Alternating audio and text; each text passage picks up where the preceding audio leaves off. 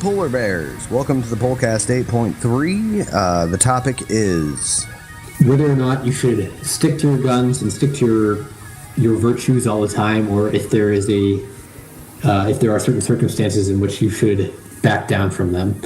And we're going to discuss some other topics too, I believe. Sure. Why don't you start out with your anecdote? Cool. Okay. So in one of my classes, the professor and I have a disagreement. The professor knows about this disagreement because we have a online forum in which students and the teacher can interact. So I posted my position, and me and the professor went back and forth a few times. So the other day in class, he gave a quiz in which one of the questions was about our disagreement. I answered the question according to how he taught it to us.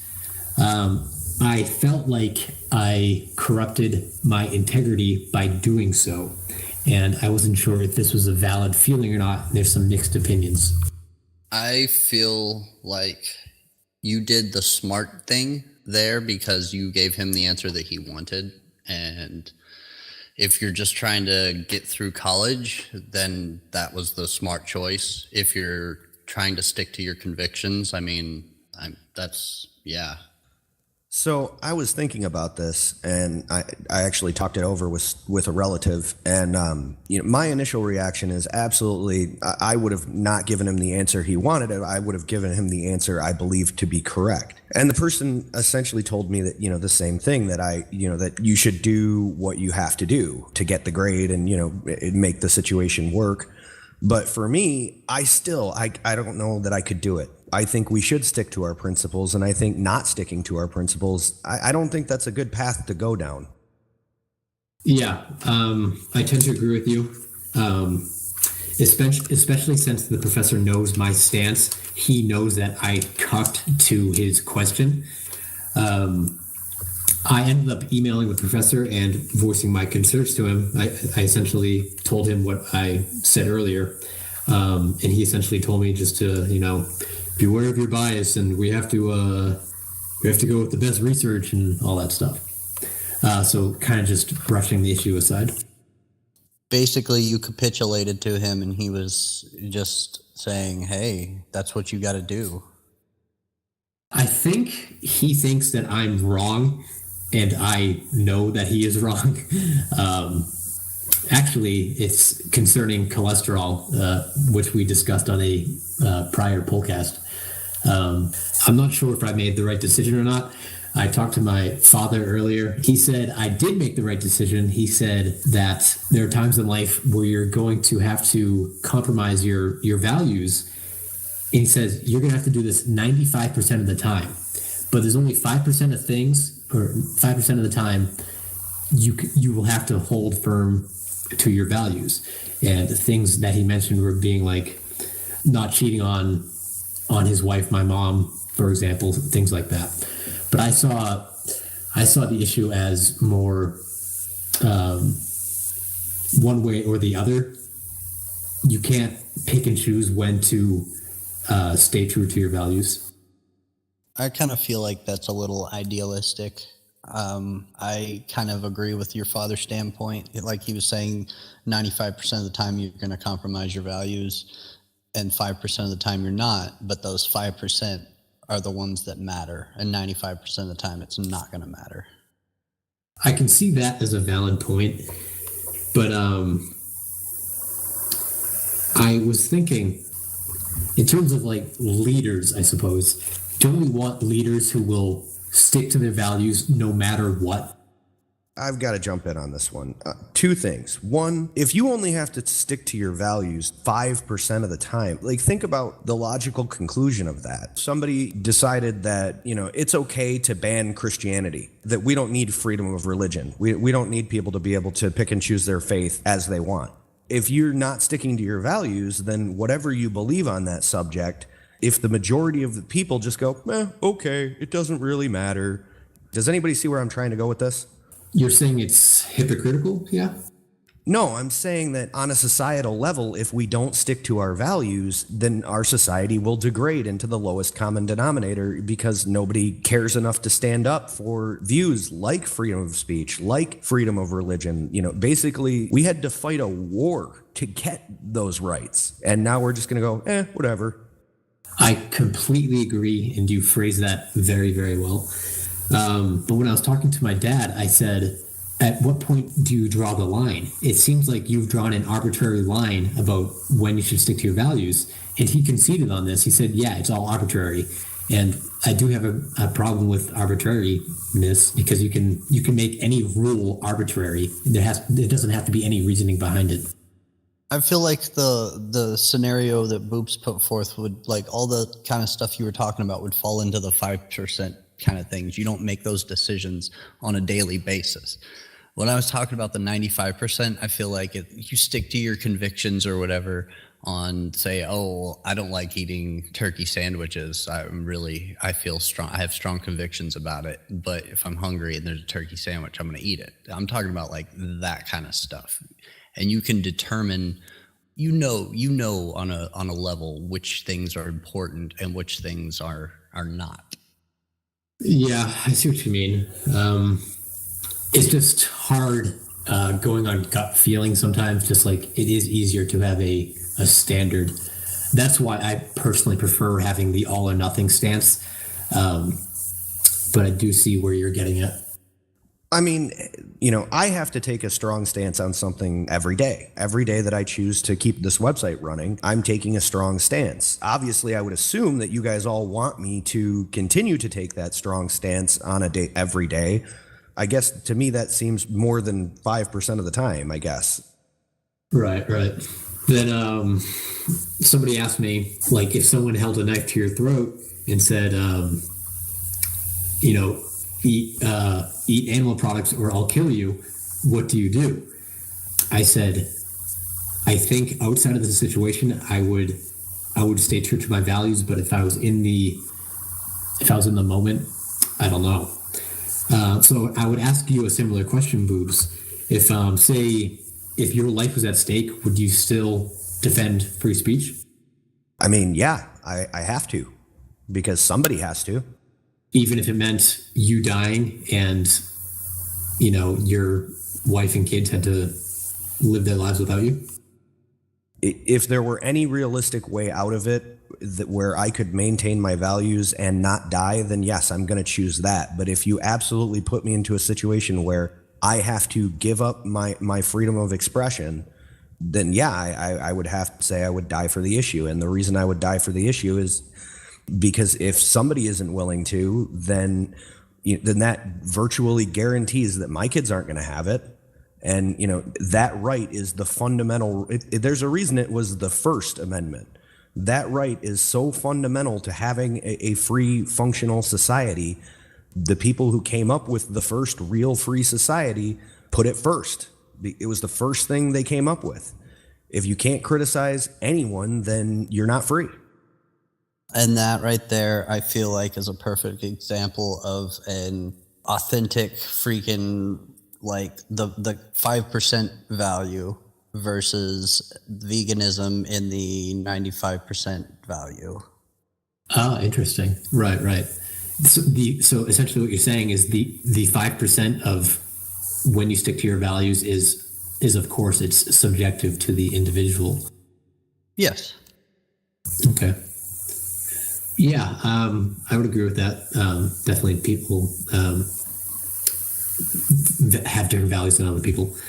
So if we go down that route, some people would say, like, say if Boobs were jailed for free speech, some people would say, oh, that's so stupid that he wouldn't just give up free speech, which is odd. It's public perception, I guess. Well, and people have called me stupid for even doing what I'm doing. They've said, well, why do you really care? Well, why do I really care? The reason I care is because it's important. Because without it, we virtually are guaranteed to descend into tyranny. If you're not allowed to say something, you're not allowed to say anything. Okay, well, that's not okay, so I guess this isn't okay. And all of a sudden, you can be jailed just for saying the wrong words. You mean like in the UK? Sure, in the UK, in Canada, in parts of New York. Yeah, in the UK now, if you can, even online, I mean, it's not even being on the street and preaching anything that is against some kind of religion that they support more than others. They can track you down, and they have online 25,000 police officers who are devoted to track down people who criticize the government, and they just put you in jail for that. Yeah, like here's a great example. In Germany, they put an old woman in jail because she simply said she didn't believe the official Holocaust narrative. We didn't disagree with her. We didn't publicly shame her. We put an old woman in jail. And when I say we, I mean humanity. The problem is the media, they just said, oh, she's a Holocaust denier. She never denied the Holocaust like they said. She said she doesn't believe the Holocaust happened the way it's been told in history classes. Even if she came out and said specifically, I don't believe the Holocaust happened at all, even if she came out and said exactly those words, there is no justification for putting her in jail. There are laws against Holocaust denier. You cannot question anything. It happened, and that's it. No question. Allow me to divert, or I guess revert back to our original topic. I asked Walt White to name an example that is something in his 95%. Okay, an example would be your dilemma that you were talking about with your teacher, and you answering the question how he wanted it answered. And the reason for, I would say that it would be in the 95% doesn't matter. Yes, you're going to not stick to your convictions right then and not answer the way you truthfully feel, because you know that he's going to give you a bad mark on your thing and you don't want it to affect your college career. But does that really matter? Like, once you get into your career path or wherever you're doing after college, you're able to stick to your convictions then whenever you're actually able to make a difference. Are you really going to be able to make a difference and change your teacher's mind by sticking to your convictions? I don't think you would be able to. And I just really feel like it's one of those things. It just does not matter in the end. In 20 years, it will not matter. Say you were in the exact same situation, and you answered the question how the teacher wanted it to, but you disagreed with the actual answer. Do you think you could describe yourself as being a person that has integrity and honesty? When it matters. I have a question. Regarding specifically the situation where you're asking a teacher, where a teacher goes, okay, well, what if a teacher came to you and said, well, 2 + 2 is 5, and then gave you a test on it and wanted you to answer 2 + 2 is 5? This is a pretty objective situation where the teacher is absolutely objectively wrong and there's no debating it. You could acquiesce and say, okay, 2 + 2 is 5, just to get the credit. But then, well, how many other people that got asked that question actually believe 2 + 2 is 5 because the teacher taught them that? I mean, isn't that acquiescing to power in a way that allows them to basically rewrite reality to be whatever they want? Right. I'm not sure if you intentionally referenced 1984, but it's interesting nonetheless. And a point I brought up earlier is my professor is teaching this misinformation to a group of 50 or so students who are all going to become registered dietitians, who are all going to be responsible in part for other people's health. So it's dangerous, I believe. But I was saying that my responsibility, I think, has ended because I've already posted my stance on that online forum I mentioned. So whoever wants to go look at my stance can. So I think my responsibility there has ended. Well, while I would agree, your responsibility in the matter, it has ended if you've made your viewpoint clear. My point was more to White. It seems like there's a gray area to that when it matters. Like, how do we decide when it matters? Well, I think you just got to go with your gut on it, on deciding when it matters. But like you were saying with the allowing them to rewrite reality basically by teaching that. I think then the responsibility doesn't fall within that point when you're dealing with them on a small scale in that test when nobody else is going to see it, or whenever they're teaching you whatever, but do like he did, and in an online public forum, let your viewpoint be known, stick to your convictions in that. So that would be something that really mattered in the situation. You find that in the situation where it doesn't really matter, i.e. the test. So you would not challenge the teacher that says 2 + 2 = 5. You would only, or you would challenge it, but only in a separate kind of forum. You wouldn't do it in the class. I would do it publicly, but not with it on a test whenever we're all sitting there, like in your case, when you're just sitting there filling out a test. Yeah, interesting. Basically what you did with posting on the online forum, I would do the exact same thing. You did the correct thing, in my opinion. Then you are a smarter man than me. So, little short story. Back in high school, or when I was in high school, rather, Wi-Fi had just come out. It was a new technology that had just happened. And so this, being that I already knew how it worked and how to set it up, my high school asked me to help set it up, which meant I knew the Wi-Fi password. And I had a Palm. So I had the internet. And so I had a civics class, and I sat in the back of the room and fact-checked the teacher out loud. She would say something, I would check it, and then announce to the class that she was wrong. And she got tired of that very quickly. I'm sorry, you said you fact-checked the teacher? You kind of cut out there a little bit. Yeah, what I did is I sat in the back of the class and would look things up that they would make a statement. I would look it up and see if it was correct or not based on online information. And if I found that they were wrong, I would announce it out loud to the class. And teacher got really tired of it really fast. Did you continue correcting her mistakes even though she didn't like it? I was asked to leave the class for the rest of the year. Dang, dude. That's kind of scary. Yeah, I got thrown out of the class for the remainder of the semester, told to report for attendance, and then go sit in the library. You're making me look dumb, therefore you should be punished. It's crazy, isn't it? Well, I mean, admittedly, there was a much more appropriate way to do it, and I see that now that I'm older, but I was 14 and an asshole. Sure. But nonetheless, her response was tyrannical. I've been told by teachers since then that the appropriate response would have been to look at me and go, okay, fine, asshole, you teach the class. That would have been preferable to kicking you out, I think. But yeah, so, Will White, you are a smarter man than me. I'm not sure if we reached any sort of conclusion on this, but and I'm not sure if we will. So that begs the question, do you guys think we should move on to a new topic? The conclusion will be like, don't question the authority, right?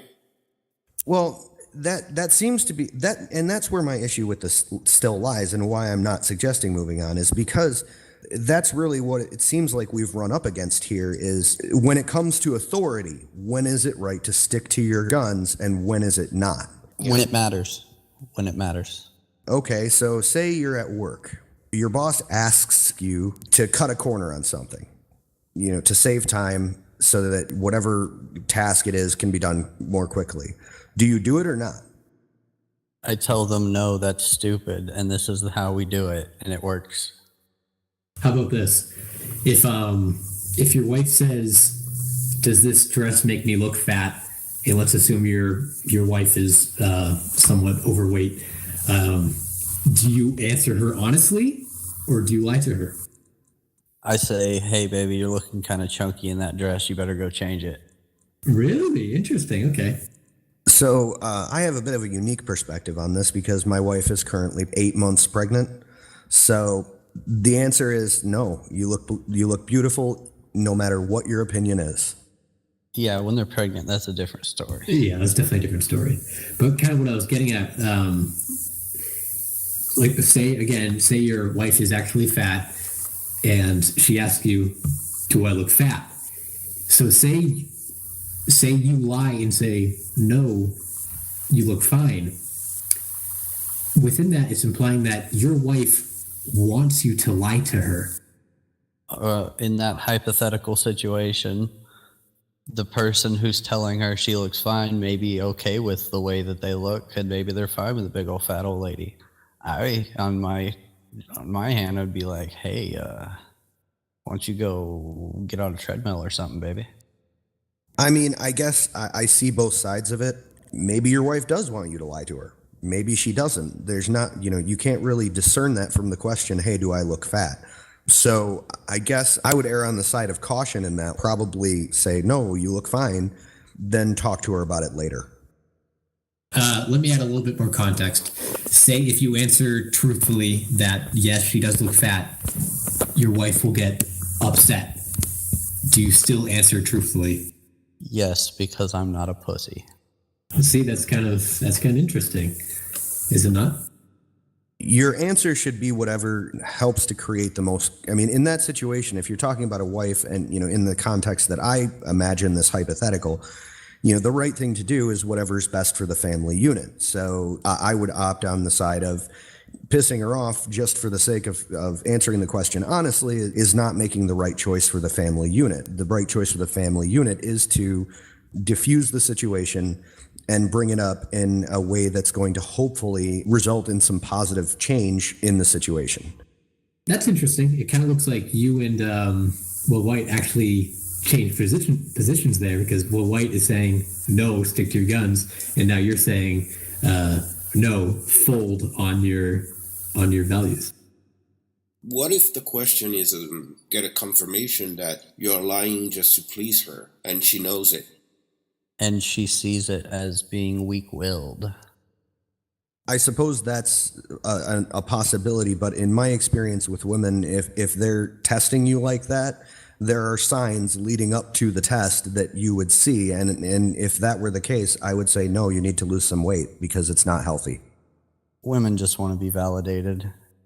Moral of the story right there. Sometimes they want to be told no, and sometimes they want to be comforted, and it's up to every guy to figure out when it is what. That still does not answer a question. Challenge authority or don't. My wife is not an authority over me.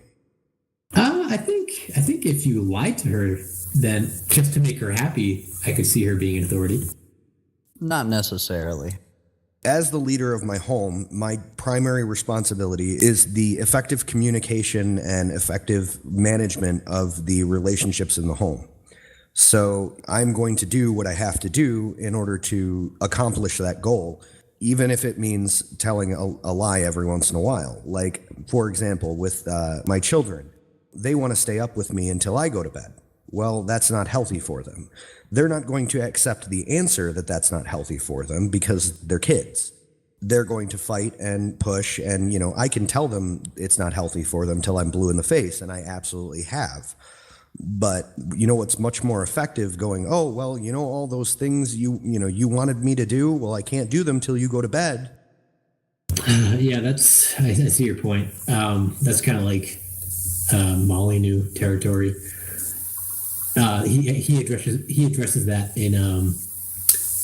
in one of his books, which I forget the name of. But anyway,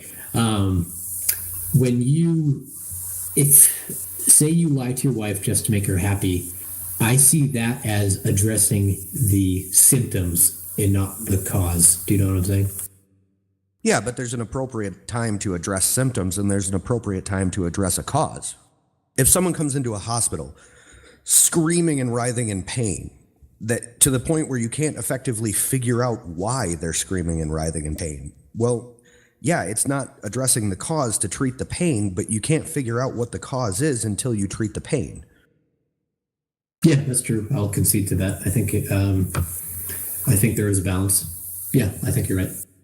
Oh, I was just going to say marriage is complicated. That it is. But I mean, so in a situation where your wife is putting on a dress and saying, hey, do I look fat? Or does this dress make me look fat? Well, what kind of a situation is that? Is that a time to address the symptom, or is that a time to address the cause? Yeah, I think, and I think you're right when you said, so long as you do, quote unquote, get around to addressing the cause. Yeah, I think that's fine. Yeah. There are much more loving ways to say, oh, hey, I think you need to jump on a treadmill. Yeah, sure. There's an arc to it. You don't want to just like right before you're going out to to dinner or something, and then she gets pissed off at you and all that shit. But you could bring it up later. Yeah. I would say in that situation, the going out to dinner, especially if you have kids, the going out to dinner is more important because that's going to give you time to reconnect as a couple. The, hey, you're a fat ass is going to be much more well received later. And I think that answers our question. Question authority when you're not at immediate risk, but do so when there is no risk. But if there is a risk to you, then address the issue later. I mean, sometimes, I had the police show up at my door the other day wanting to question me. Concerning Bull? No, concerning a former employer. I had the police show up to my door and wanting to question me, and there was a significant risk to me going. I'm not going to speak with you guys at this time. I need to have an attorney present. There was a significant risk there. They could have, sat outside my door, gotten a warrant, searched the home, made a big scene. There was a significant risk there, but I still told them, I'm sorry, I'm not going to speak to you guys without a warrant. And the reason I did that, or I'm not going to speak with you guys without an attorney present. And the reason I did that is because it was an appropriate time to show them that I am not going to let them just railroad their way into my home and behave however they want, regardless of the law. Yeah. To be consistent with my my principle that I just put forth, I would have to say I don't think you would be at risk if you had said, I don't answer questions or something that would, piss the police off. Anyway, well, we can move on. So what's the next topic? We could talk about the post I made. You know what I'm referring to, I think. Oh, yeah. Would you want to do that? Sure. Just let me pull it up real quick. So I've been thinking about this topic a lot, and I'm wondering if some men are hypocrites. And essentially the argument I put forth is as follows. The men who want women, or some men want women to be conservative, and I'm talking about in a sexual sense, like they want them to be virgins preferably and dress conservatively. They don't want their wives or girlfriends having their breasts or ass falling out of them. The next premise is to truly claim you want something, you must support that something. And the conclusion from this is that men must support conservative women if they truly want women to be conservative. And essentially what I'm saying is if men support degenerate women, an example would be like jacking off to porn or, some other example, can they truly claim that they want women to be conservative? Yeah, I agree. Like, you can't have it both ways. If you're gonna if you're gonna talk the talk, walk the walk. So, does anyone on Vote or Poll, like any guy that wants women to be conservative but still uses porn, are these men all hypocrites? Yeah, sounds like it. The general premise of yes, absolutely. If you want a conservative woman, you have to support conservative women. However, I don't think the situation is quite that simple. I've pointed out many times and will continue to point out, there are always going to be outliers. There are always going to be those women who will be degenerate regardless of society, regardless of societal expectations. And this is shown by, you can look at any point in history, the most conservative points in history, and you can see prostitution still exists. Well, why? The reason is that there are outliers, and those outliers have to be, you're going to always throughout history, even, the most conservative of conservative societies is still going to have a guy who under the cover of night goes and sees a hooker. You're still going to have it. And that should be shamed, but it shouldn't be outlawed. Yeah, I agree. I think you're missing the mark a little bit. Say there is the guy who, as you said, who likes conservative women, but will go out to a hooker. Just because he's an outlier, as you said, despite that, it still means he does not truly want conservative women because his actions are not lining up with his beliefs. Maybe his beliefs are genuine, in the way that he wants society to be conservative. Essentially, it boils down to, must your actions match up with your words to be consistent? Most of the time, probably yes. Yeah, I think so. Yeah, I would agree with that.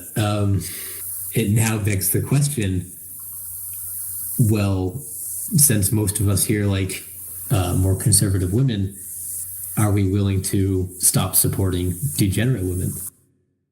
If we can say that most of us here prefer conservative women, if we are hypocrites for it, then are we going to stop supporting degenerate women, or are we just going to hold a double standard? I think at the end of the day, some people are going to hold a double standard. Women and men, both. They are going to hold a double standard, and there's not really any getting around that because people are people. But for the most part, I would say most men probably, they need to knock off with the behavior of going out. And if you are conservative and you want a conservative society that has, strong family values and values the nuclear family, then you need to, as much as you can, regardless of what the current society presents to you, stay away from it. Don't watch porn. Don't go out to clubs. You know what I'm trying to say. Yeah. So if someone asked me the question, well, Aragorn, since you value conservative women,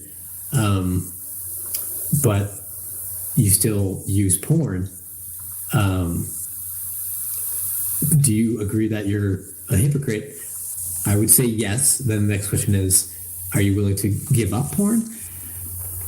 Me personally, I've tried it before, and it's rough.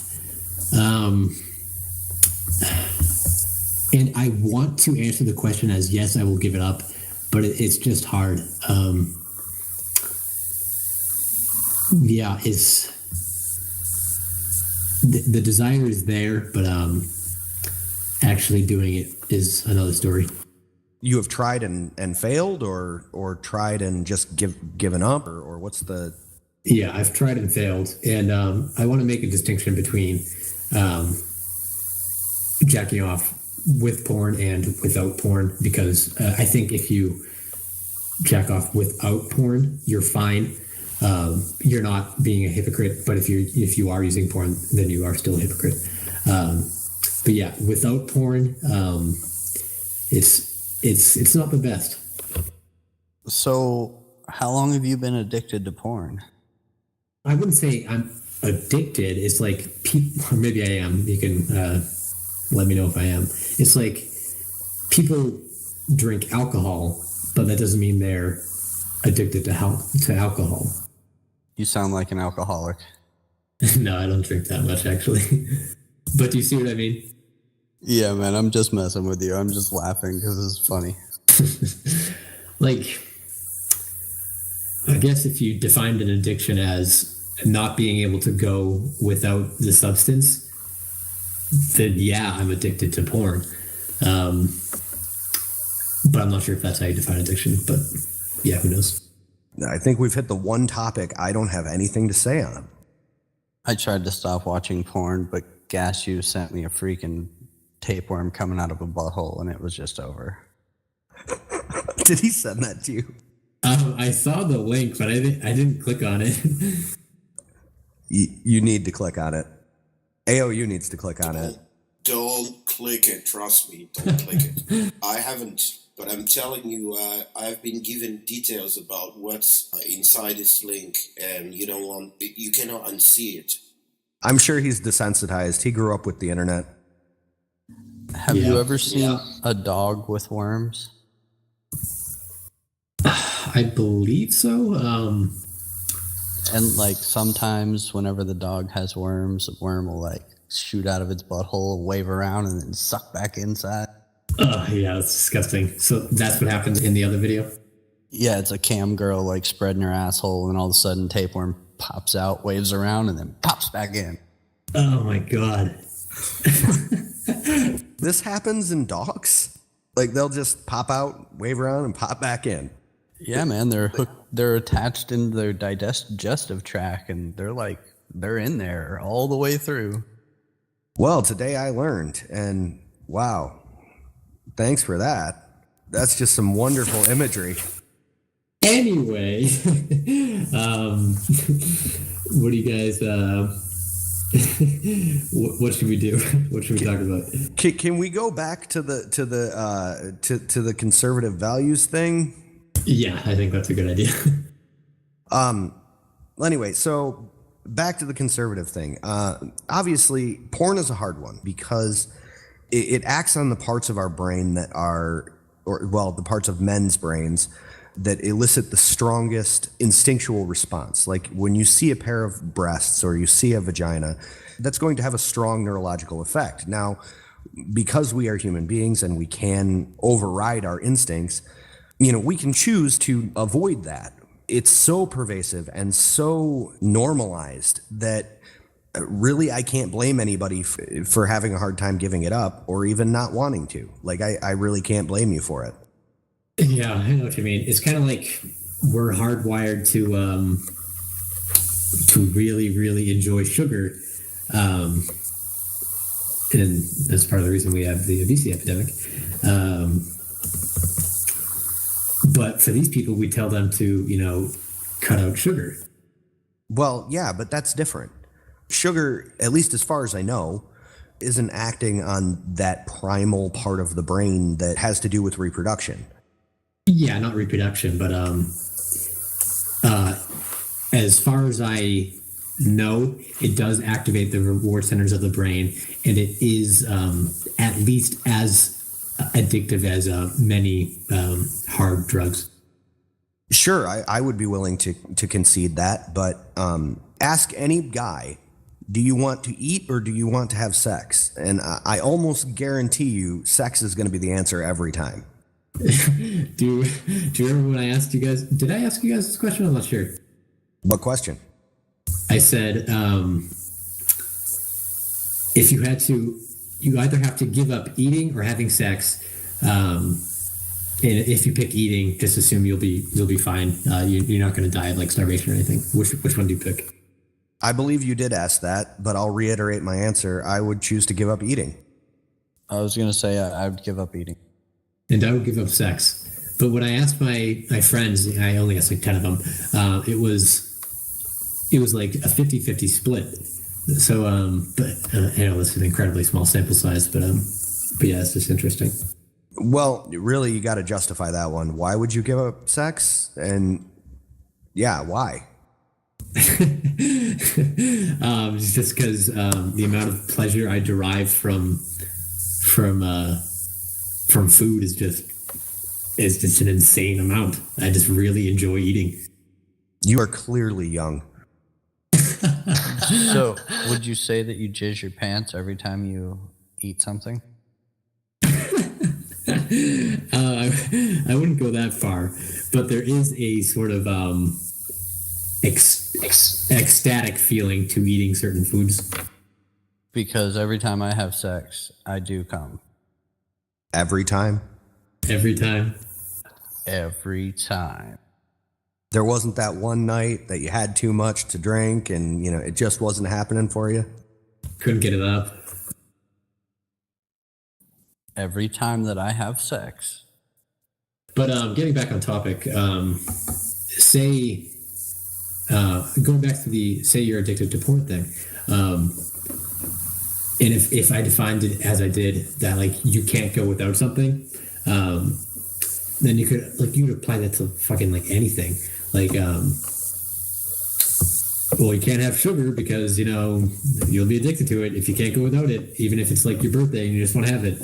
So I think my definition is dumb. So anyway, I think we've pretty much discussed the two planned topics to completion, if I might turn a phrase. Giggity. God, you're 13. Yes, I am. I think we could probably wrap this one up. Yeah, that sounds good to me. I think we left a decent amount of wiggle room on both of the topics that could use further exploration by anyone just on by themselves. Sure. I mean, we could probably even do these topics again, I think. Yeah, sure. I agree. So I'll ask for closing statements from anybody who wants to give one, and go. In regards to questioning authority, I think it boils down to question authority when you are not at risk. I see this as an obligation, and when you are at risk, questioning authority is a virtue, and that's how I see it. I think that's a good way to look at it. Will White? Stick to your convictions when it matters. And you got to do the last word. Who? Niggers. Thank you. All right, that was Poalcast episode 8.3. What are we calling this one? Worms. Sex and power. I like worms. Yeah, that's better. Poalcast episode 8.3, worms. It's been fun, guys.